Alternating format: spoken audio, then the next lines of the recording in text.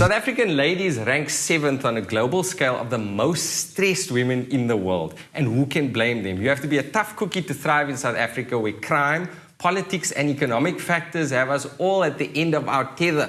Not to mention having to deal with men. That's the worst.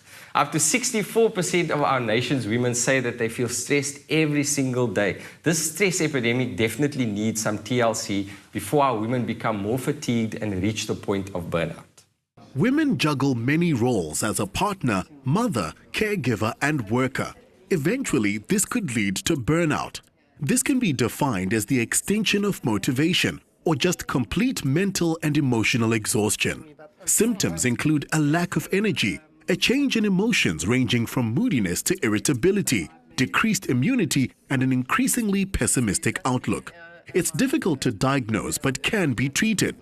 Magazines like Women's Health often provide practical tips and solutions for lowering work stress and managing time. Kate Wilson, the editor of Women's Health, sits at the helm of a publication which is devoted to improving the health and well-being of women.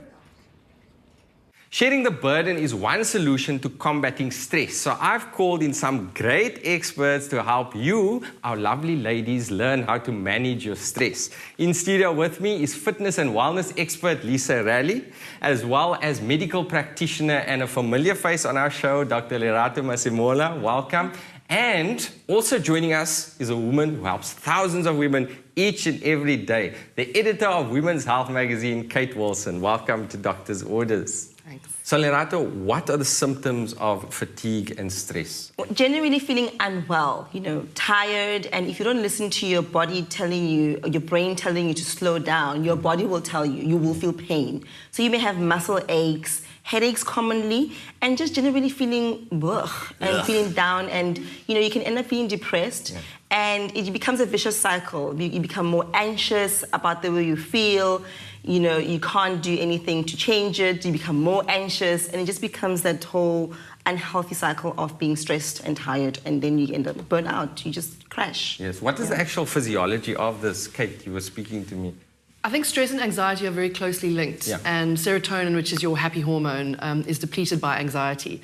And the less serotonin you have, the more prone you are to depression. And I think a lot of people when they refer to burnout, they're actually referring to a depletion of serotonin, which leads to depression. And then that can be treated, for example, with an SSRI, which is a selective serotonin reuptake inhibitor, which can actually help. And I find a lot of people that I know, a lot of women that work in media, for example, and in this industry, are on a mild form of an SSRI to deal with anxiety and with stress. Like, what are the general causes of stress in women? I assume, having to conform to this image of the perfect, beautiful women. Superwoman syndrome, I call it. Everybody wants to wear the cape and run around from work, home, kids, hobbies, social life. It's too much. You can't do it all. Help is necessary. I think women are also trying to find that perfect balance. And I think the minute you realize, and that's something I realized about a year and a half ago, it was this epiphany moment, there is no such thing.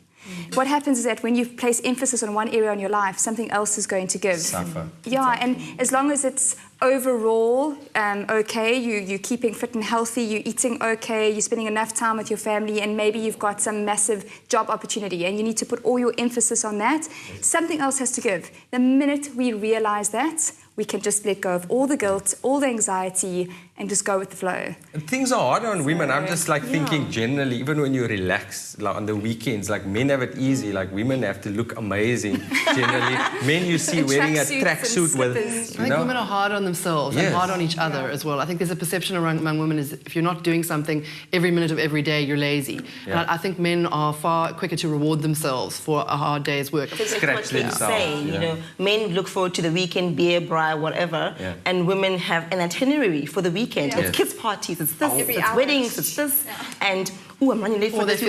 Or they feel guilty. Yeah, the guilt thing is a massive issue, Just in my line of work over the years, I try and teach women to put themselves first, and they can't deal with that.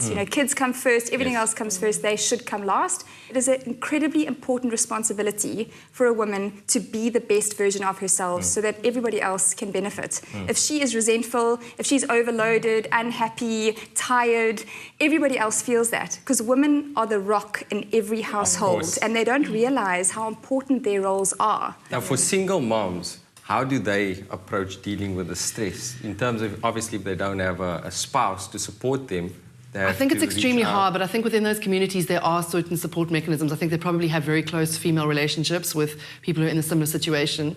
We get a lot of letters from readers who see women's health as a kind of support to them, and they write into our experts, people like Lisa and Lorata, who will give comments to them. I think women's health has filled a bit of a gap in that market because those women haven't had any support. They don't feel they deserve time to themselves. But here is a magazine which is focused on health and wellness, so they feel they're allowed. It almost gives them permission to invest in themselves and to have that time to themselves. So I do feel like we are filling a very important niche for those women.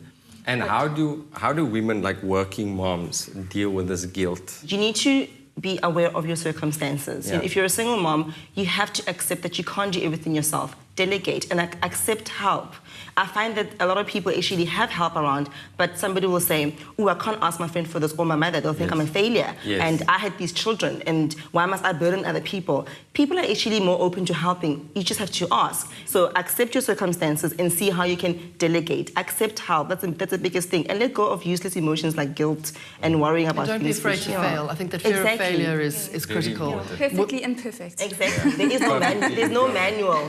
You figure things out as you go. So failure is part of learning.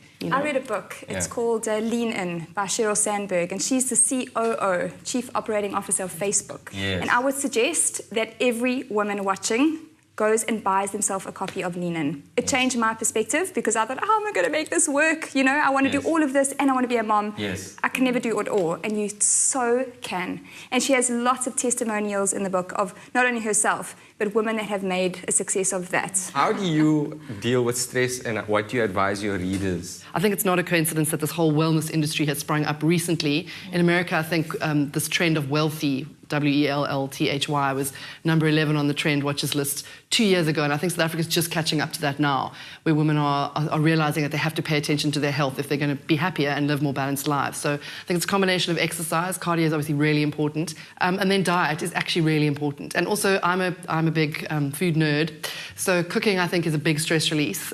We've written about it this month, saying that actually women who cook more than 5 meals at home a week are less stressed and more positive in terms of their outlooks. I think that's really good advice. Just do some cooking at home. Lisa, top tips for stress relief. For me, it's a positive outlook on everything. Okay. Not sweating the small stuff is important, but then you also want to strive for excellence in everything that you do. So it's quite a tough one, that. But making sure that there's always two ways to see things. You can see it on the positive or the negative, and it's a daily choice. And sometimes you've got to groom yourself into thinking positive no matter what, and giving everything the benefit of the doubt. You have the choice every single day how you're going to live your life. Yeah. And having a positive outlook is something that you have to practice. And the best way is to get up a little bit earlier, if possible, and to write in a gratitude book and make sure that you know exactly what it is you want from your life. And through my experience with my clients, I generally find that people that love what they do are much happier than people that are going to work resenting their jobs. Because you'll be spending 9 hours a day, if not more. If you own your own business, it could double.